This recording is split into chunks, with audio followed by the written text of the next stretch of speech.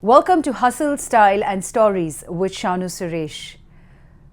With so many things happening in the world today, we strive for peace, we strive for harmony, we strive for our basic rights. Today, we have a very important guest. Now, when I say very important, I mean he has a strong legacy to hold. The weight of his second name is very hard and very important to bear.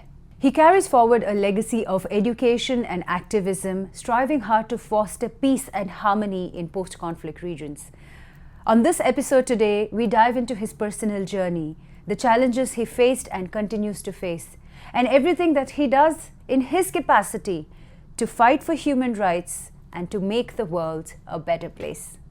This is Dr. Siyabulela Mandela on Hustle, Style and Stories with Shanu Suresh.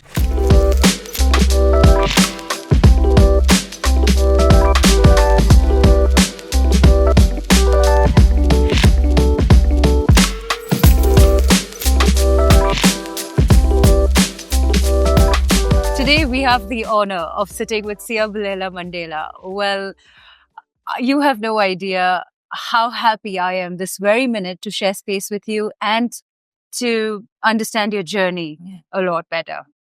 Of course, let's start off with the name. You hold a very heavy name to you, and it's a huge legacy to carry forward. Tell me, how does that feel? Let's begin there. Well, first and foremost, thank you very much, Shanu, and thank you for inviting me and for creating such a wonderful platform to have such conversations. And thank you for your audience for also borrowing us an opportunity to share this opportunity, to share this conversation.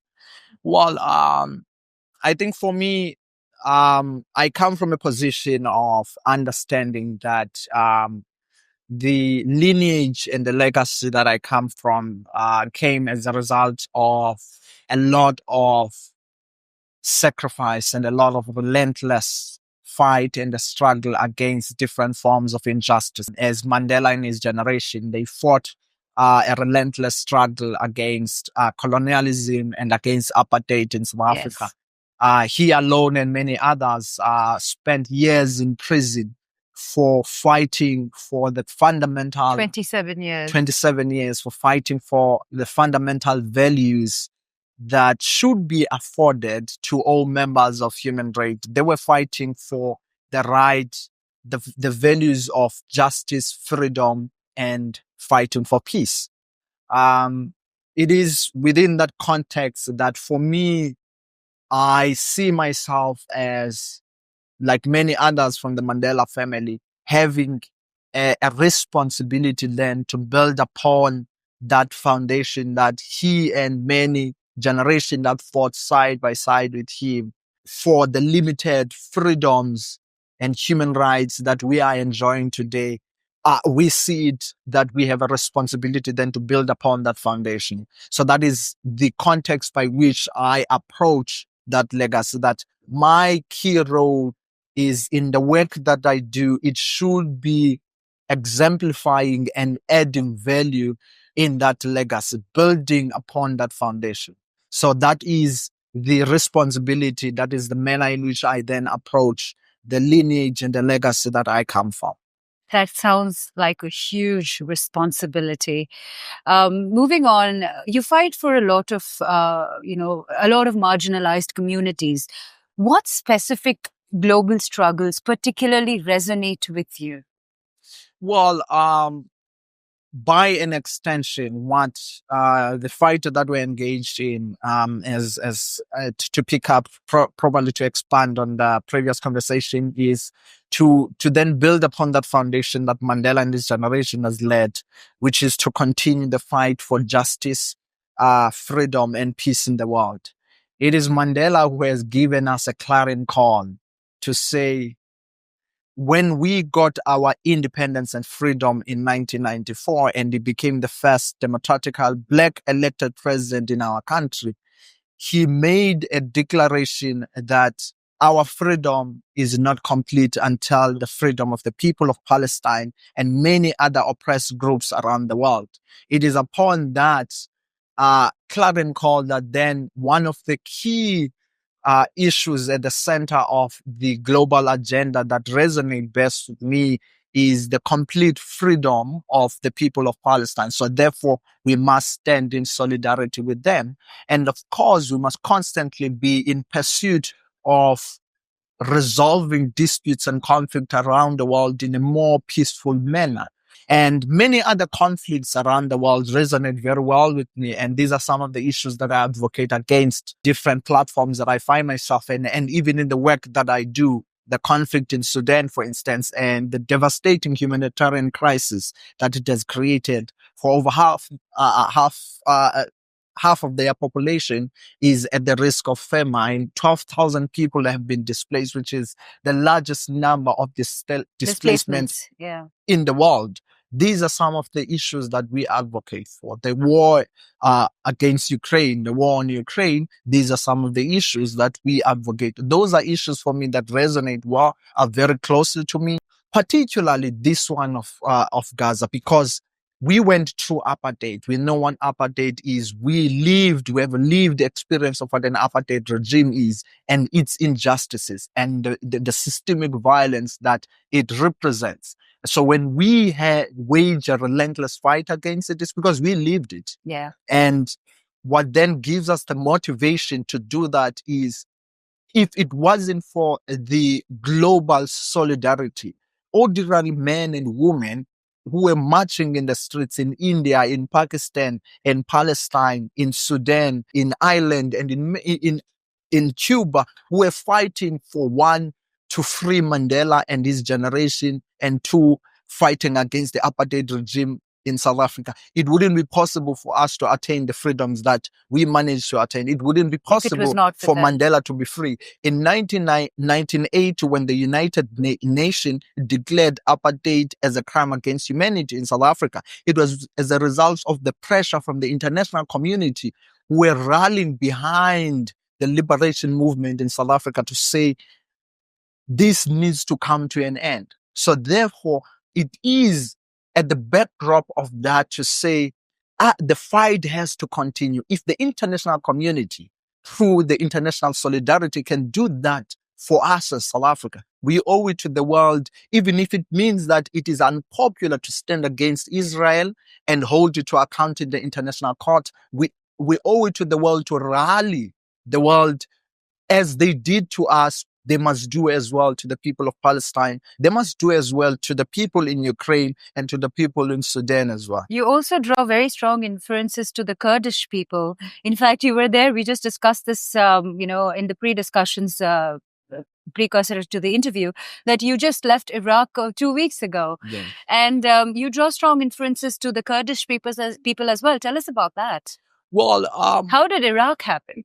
Well, it was a combination of many factors. I was working in the international development space at the time, and I happened to be invited to speak in the Kurdistan region on issues of peace and security. Well, the struggle for independence and freedom by the Kurdish people was one that also resonated well with South Africa. And also, again, going back to Mandela, who is my inspiration. I mean, at one point when he was invited in 1993 to accept the Nobel Peace Prize, the Atatürk Peace Prize by Turkey, he refused to accept it.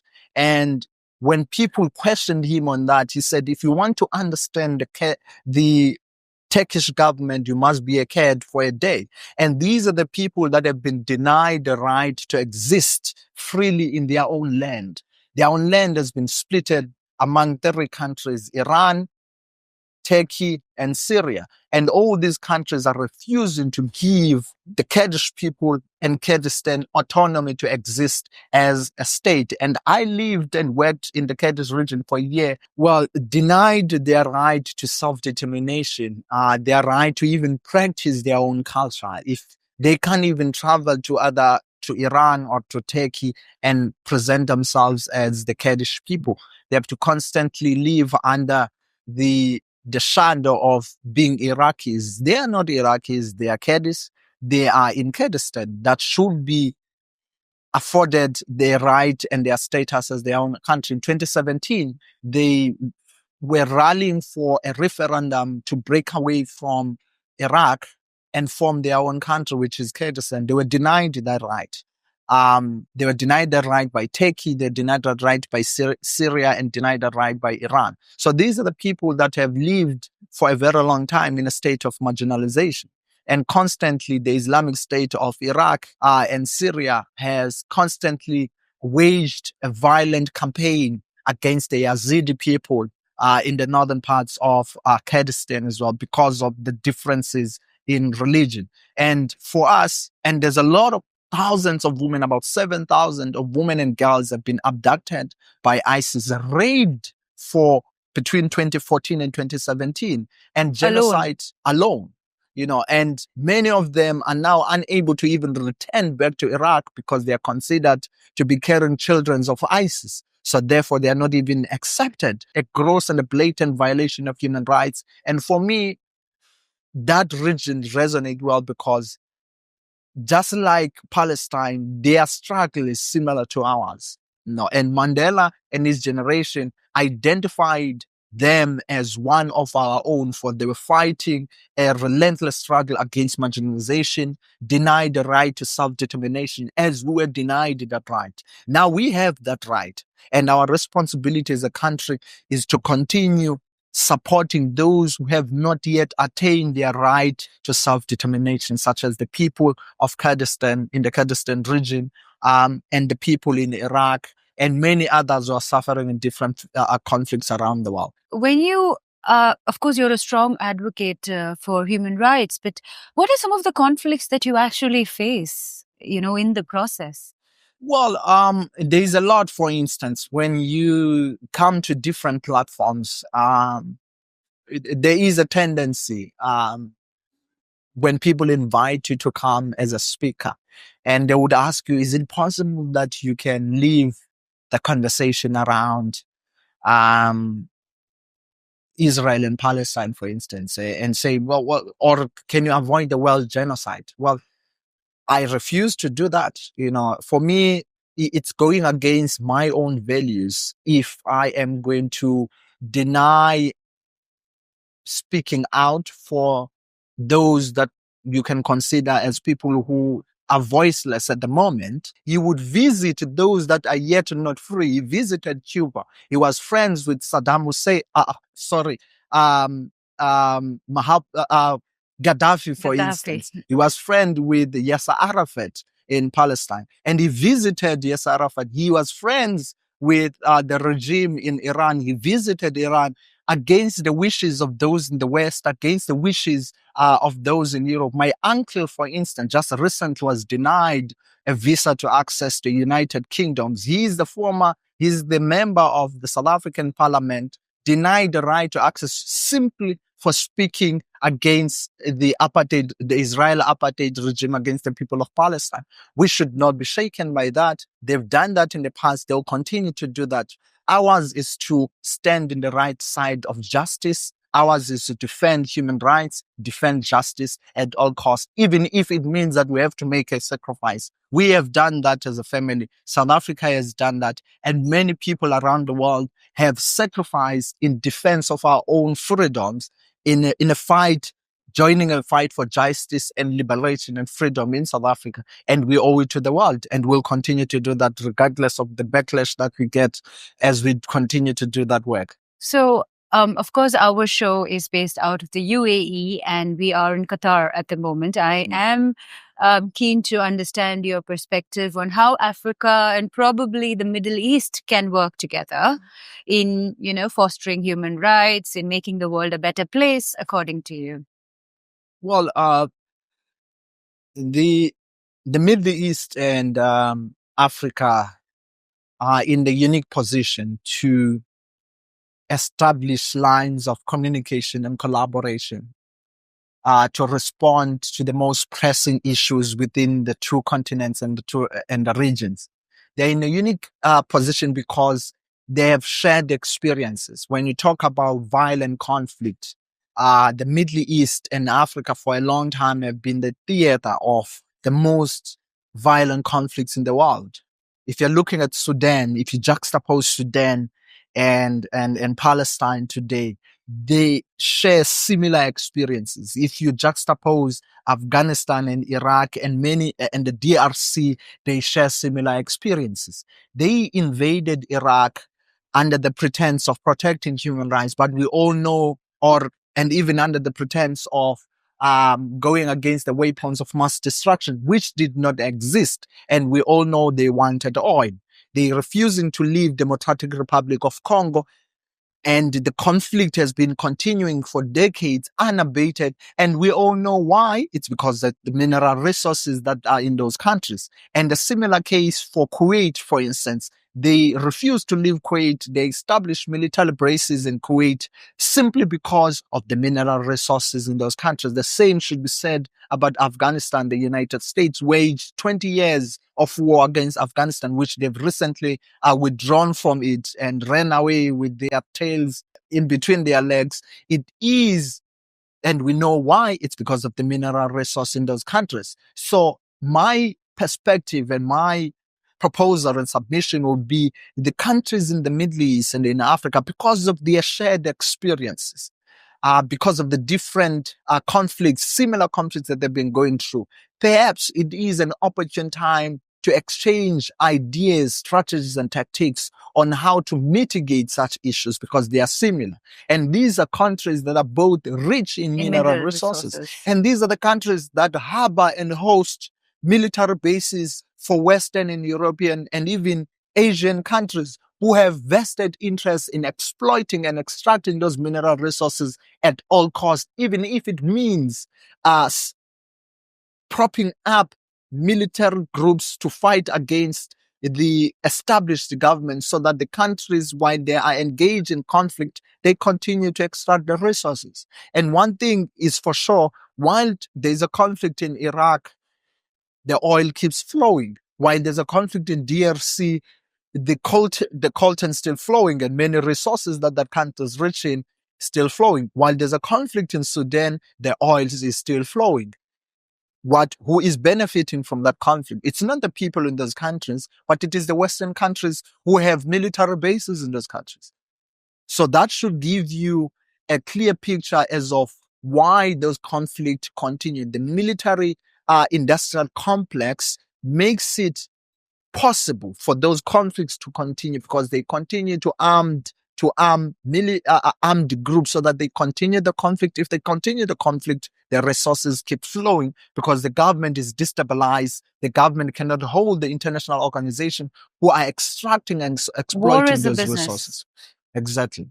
Is everyone in your family following his footsteps? Well, yes, not everyone. Well, there are many takes into it. Many would argue that, we are tired of fighting. We want to live. We just want to live ordinary lives. Well, you cannot blame them. Many of them, for instance, Mandela's children, they had to suffer for their father not being around for 27 years, for fighting for justice and freedom, while the fathers and mothers of other parents were around and there to raise their kids, irrespective of the environment, which was the apartheid regime. So when he was free, obviously some would still be filled with resentment that my father wasn't there for all this time. And even when he came out of prison, he still wasn't there, because he was now charged with the responsibility to lead government and continue to travel around the world. And by the time he was there, he was too fragile to do even anything. So there are those who then argue and say, well, what is the point? We just want to live ordinary lives. But there are others who continue the fight, like myself, like my other cousins. There's Ndaba Mandela, and there's Zondo Mandela, who are constantly also operating in the international space, international development space, advocating for justice, human rights. There's my aunt, who's a South African ambassador, who's also advocating. That is Sia Mandela, who's also advocating for justice, freedom, and human rights. emulating the values that Mandela stood for and continuing that legacy. So there are many of us who are still engaged in this fight and who probably still going to continue being engaged in this fight. One quick question before we move on to our next segment. If you could have a conversation with your great grandfather today, what would it be? Wow. That's a very difficult question to respond to, but for me, I would always want to understand what was the source of his resilience. Where did the fire stem from? Yes. Where did he get the resilience to continue the struggle? Even when he was in chains in prison, he still wrote letters petitioning government to come into the negotiation table. For me, those are some of questions that are there. Where did he get that spirit? I honestly feel that era of times. gentlemen were bred different. Indeed. Don't you feel so? No, indeed. I mean, it was, they were cut on a different cloth, considering a lot of sacrifices that they have made, and you see what this generation is doing, and you get to realize that that was a different breed, but it is possible to emulate those values. And I think there are many other younger generations out there in the world who are still drawing inspiration from what that generation did, be it fighting for civil rights and the civil rights movement in the United States, the decolonial movement in Africa and in Asia, including countries such as in India, the non-violent movement led by Mahatma Gandhi in India, to the liberation movement against apartheid in South Africa. There are many of the younger generation are drawing inspiration from all those great heroes and heroines, your Martin Luther King, Mahatma Gandhi, Mandela, Che Guevara, Fidel Castro.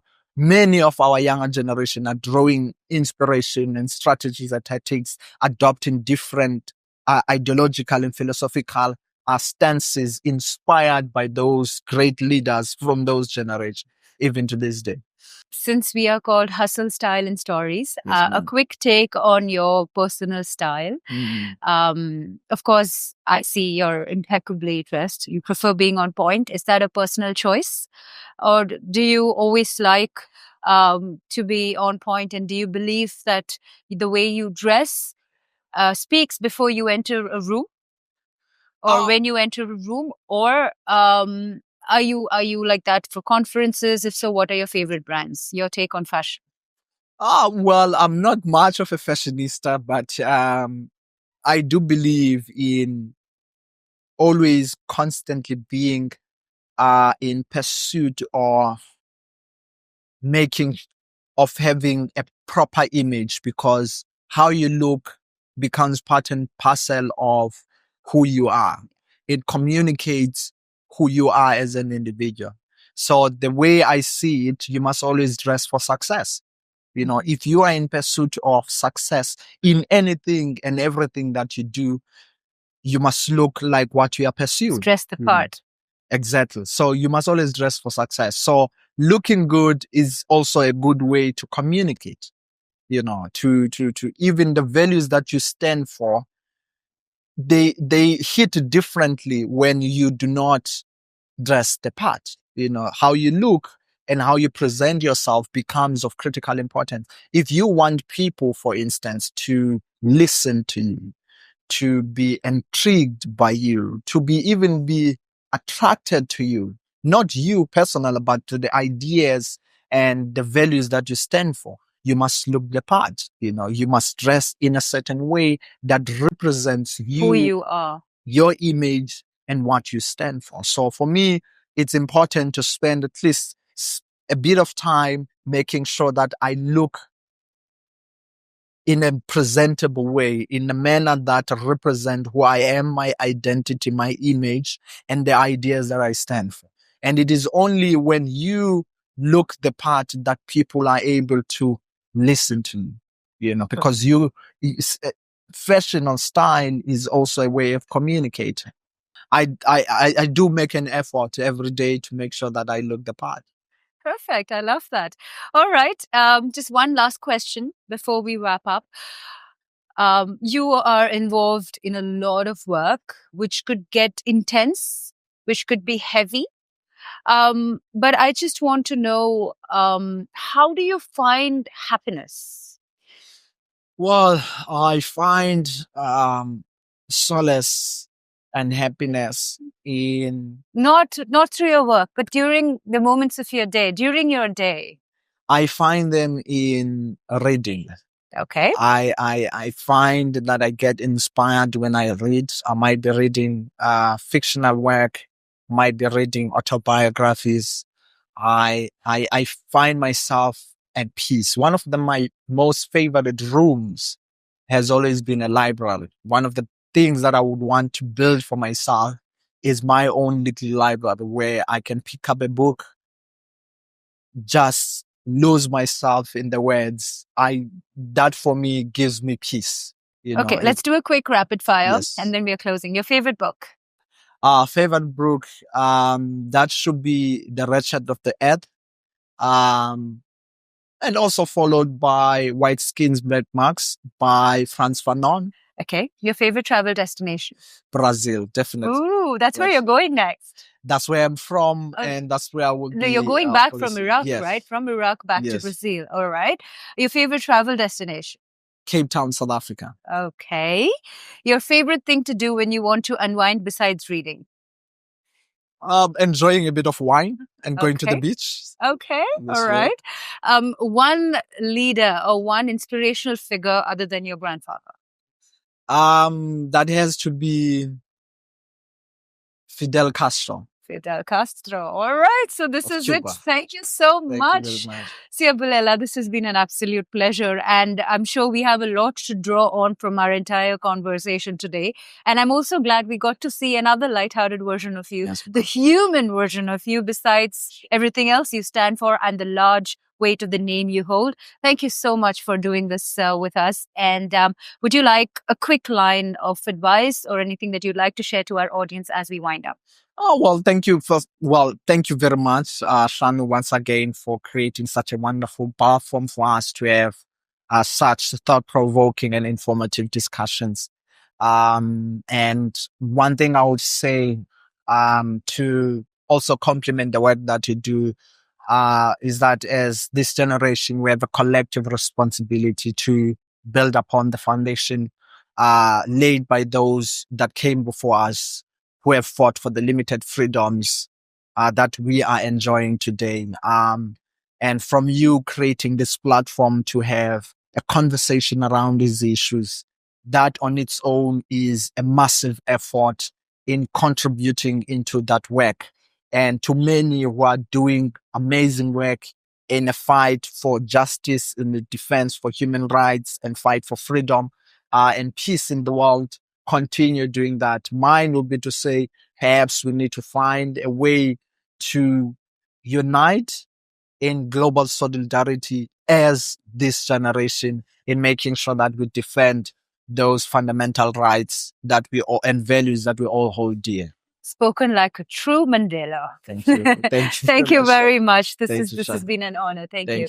Keep watching Hustle, Style and Stories by Shanu, Suresh.